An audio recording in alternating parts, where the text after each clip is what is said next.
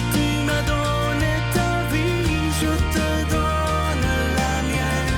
Dans le froid de la nuit, mon cœur t'appartient.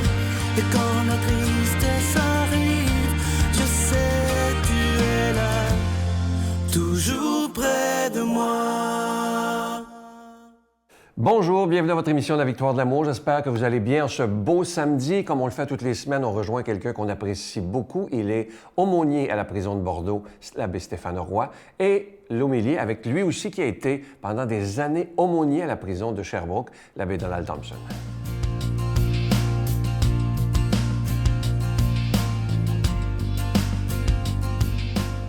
Bonjour à toi, bon samedi. Bienvenue à cette chronique sur les chemins du cœur. J'ai une question à te poser. Est-ce que tu aimes le mot « interdit » ? On n'aime pas ça pantoute. En tout cas, c'est un mot avec lequel l'être humain, en général, a beaucoup de difficultés. Même les pharisiens d'il y a 2000 ans et d'aujourd'hui. Ah, certes, on aime parfois interdire, ce qui est en fin de compte une manière d'exercer de la puissance, une violence, une contrainte sur l'autre. Mais à moi, le mot qui me vient, qui m'est dit, qui m'est dicté, qui interdit, et pourtant, peut-être plus que jamais dans nos vies personnelles, nous y avons fait face. Nous y avons été contraints. Et entre parenthèses, je le comprends. C'est pour le bien commun. Même si je suis foncièrement pour le primat de la personne, le Jésus auquel je crois est toujours le Jésus qui s'adresse à la personne, qui défend la personne. Il est là pour redonner toute la dignité à la personne. Je peux comprendre que pour la personne, il y a aussi cette réalité du bien commun, où, justement, parfois, il faut qu'il y ait des interdits.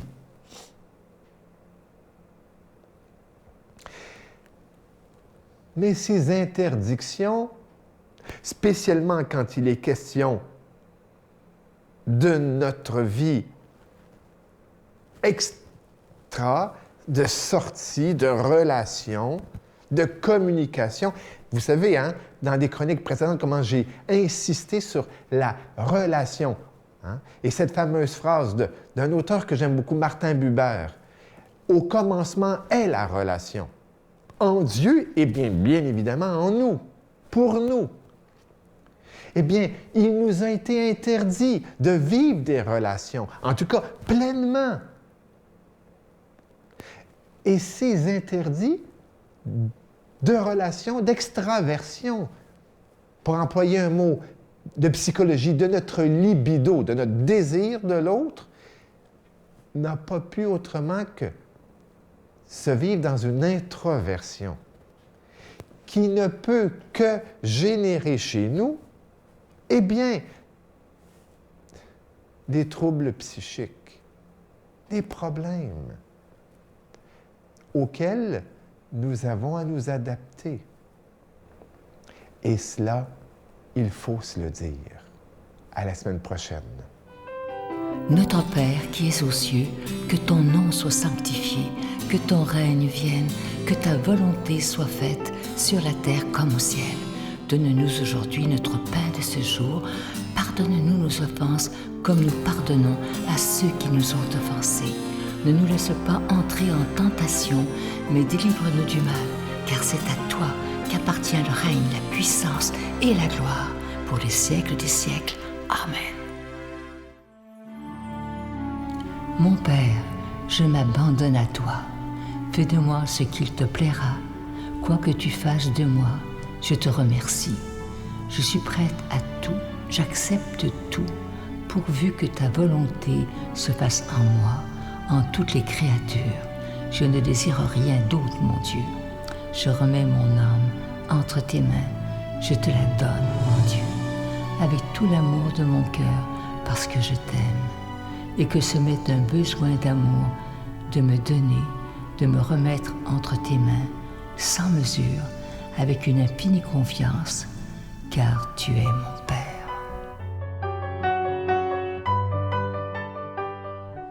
Encore une fois, je suis tellement content de vous parler de ce magnifique cadeau du mois. On dit que le mois de mai, c'est le mois le plus beau, le mois de Marie. Et ce mois-ci, le cadeau est un magnifique bracelet en cristal bleu saphir, orné de zircon, avec une médaille de la Vierge Marie et l'Enfant. Et ce bracelet, il est déjà béni. Je vous rappelle que vous le recevrez avec un don de 25 $. Et si vous en voulez deux, avec un don de 40 $. Vous recevrez également un reçu pour fin d'impôt. Et en aidant la Victoire de l'amour, en faisant un don à la Victoire de l'amour, vous devenez des protecteurs de la foi afin qu'on puisse continuer, malgré les moments extrêmement difficiles qu'on vit sur la planète présentement, d'annoncer la parole de Dieu, d'annoncer l'espérance. Et c'est ce qu'il y a de plus important. Il y a trop de gens maintenant qui vivent dans le désespoir, alors que Jésus peut nous donner cette espérance. Alors, je vous donne l'adresse, la Victoire de l'amour, case postale 120, succursale Boucherville à Boucherville, le J4B56. Je vous la redonne, la Victoire de l'amour, case postale 120, succursale Boucherville à Boucherville, le J4B56. Également par téléphone, par carte de crédit du lundi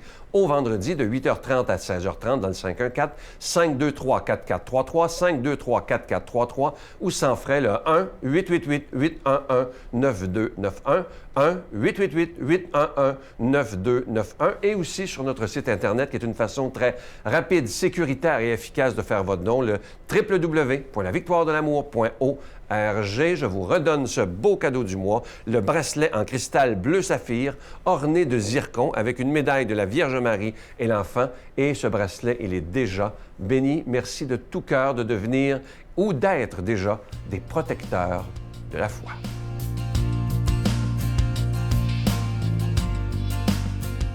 Mon Dieu, donnez-moi la sérénité d'accepter les choses que je ne peux changer, le courage de changer les choses que je peux et la sagesse d'en connaître la différence. Amen.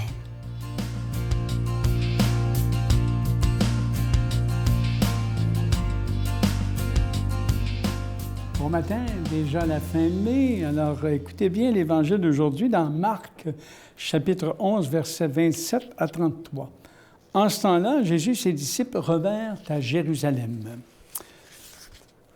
Alors, je vais tourner ma page comme il faut. Et comme Jésus allait et venait dans le temple, les grands prêtres, les scribes et les anciens vinrent le trouver. Ils lui demandaient « Par quelle autorité fais-tu cela? Ou alors, qui t'a donné cette autorité pour le faire? » Jésus leur dit « Je vais vous poser une seule question. Répondez-moi, et je vous dirai par quelle autorité je fais cela. Le baptême de Jean venait-il du ciel ou des hommes? Répondez-moi. » Il se faisait entre eux ce raisonnement. Si nous disons du ciel, il va dire « Pourquoi donc n'avez-vous pas cru à sa parole? » Mais allons-nous dire des hommes? Ils avaient peur de la foule, car tout le monde estimait que Jean était réellement un prophète. Ils répondent donc à Jésus « Nous ne savons pas. » Alors Jésus leur dit « Moi, je ne vous dis pas non plus par quelle autorité je fais cela. » Alors, Jésus a la réplique ici fort intéressante. Hein? Alors, après le nettoyage du temple, on sait ce qui s'est passé, les autorités s'alarment pour de bon. Hein? On envoie à Jésus une délégation officielle hein, du Grand Conseil, hein? Le consortium, si vous voulez, des grands prêtres, des docteurs de la loi, des anciens. Et à première vue, l'enquête semble logique qu'on voit ce matin. Hein? Jésus, par un geste, avait revendiqué son autorité sur la maison de Dieu et pour les Juifs, c'était d'une prétention invraisemblable. En réalité, les enquêteurs sont des juges préjugés, qui ont déjà des préjugés. Hein? Ils ne viennent pas pour chercher une vérité, ils veulent tendre un piège. Et là, la réponse de Jésus est fort intéressante, n'est pas une dérobade, elle tient à démasquer l'astuce. Hein? Le baptême de Jean le Baptiste, hein, était-il du ciel ou des hommes? Et après avoir pesé l'impact qu'aurait leur réponse, hein, ceux qui sont là renoncent à se prononcer car qu'est-ce qui arriverait? Peu leur importait de connaître, ça ne les intéressait pas de connaître la vérité sur Jean-Baptiste. Hein. Ce qui comptait pour eux, c'était de sauver leur image, de sauver leur image. Et devant cette attitude, Jésus juge tout à fait inutile de leur annoncer le sens de sa mission, de ce qu'il veut faire. Il n'est pas venu satisfaire des curiosités, il est venu changer des vies. Et pour ce faire, il faut que les cœurs manifestent un début d'ouverture. Et ce n'est pas le cas. Donc, voyez ici, c'est intéressant, Jésus ne donne pas d'interview, on pourrait dire ça. Le christianisme, ce n'est pas une joute entre brillants esprits qui se renvoient la balle avec habileté. Ce n'est pas d'abord une joute comme celle-là. On ne trouvera jamais d'argument démontrant la vérité de la foi à des gens qui ne veulent pas croire. Ça, c'est important ce qu'on dit là. Celui ou celle qui ne se laisse pas convaincre par la personne de Jésus, il ne faut pas penser qu'il se laissera convaincre par des beaux raisonnements aussi. Alors, si le Seigneur se laissait, Jésus qui est Seigneur aujourd'hui, se laissait interviewer aujourd'hui et expliquait sa conception du monde, il ne convaincrait personne, et parce que ce n'est pas à cause de ses discours qu'on s'attache à lui, mais à cause de ce qu'il est et de ce qu'il fait. Et ça, c'est important. Nous ne sommes pas des techniciens qui ont inventé un mode de vie supérieur. Nous sommes les humbles témoins, comme chrétiens, comme chrétiennes, des humbles témoins de quelqu'un qui a divinement vécu sa vie humaine. Et ça, c'est important, qui a aimé les êtres humains jusqu'à en mourir, et c'est pourquoi Dieu l'a délivré de la mort. Il lui a donné un nom, comme dit la lettre, le nom qui dépasse tout nom, au-dessus de tout nom. Alors, prenons garde de ne pas nous fier à notre science sur Dieu pour changer les cœurs.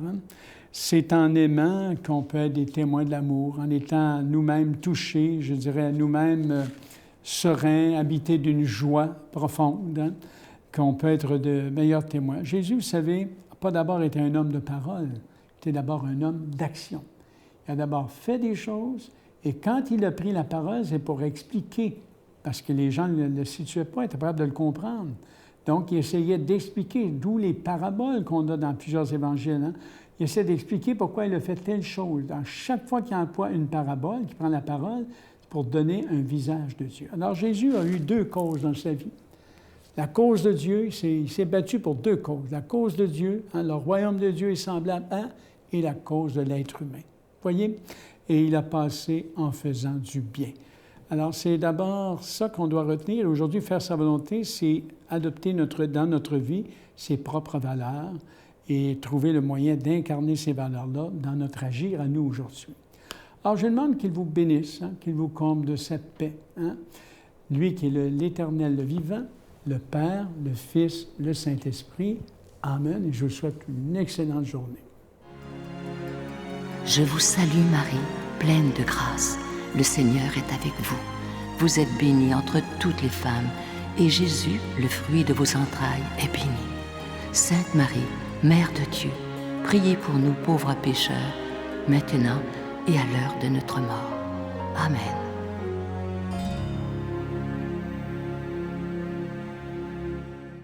Je vous rappelle que ce dimanche, il n'y aura pas d'émission de la Victoire de l'amour. C'est le Téléthon Opération Enfant Soleil. Alors nous, on sera de retour dimanche prochain, mais évidemment lundi qui s'en vient aussi. Avant de vous quitter, je vous laisse avec une pensée qui dit ceci. Laisse Dieu agir. Ne bloque pas tes bénédictions en essayant de l'aider pour aller plus vite. Dieu est en train de t'ouvrir les portes, alors laisse-le faire et sois patient. Ça, c'est tellement vrai. Moi, ça, il faut que j'apprenne. Vous le savez, ceux qui me connaissent depuis longtemps, mon plus grand défaut, c'est l'impatience. Moi aussi, je dois apprendre à être patient. À demain. Bye. Les moments d'enfer de ma vie, ça a été là que ça s'est passé. Là, des nuits dans la rue, des expériences dans la drogue, assez loin. Tu vaux pas la beauté du monde.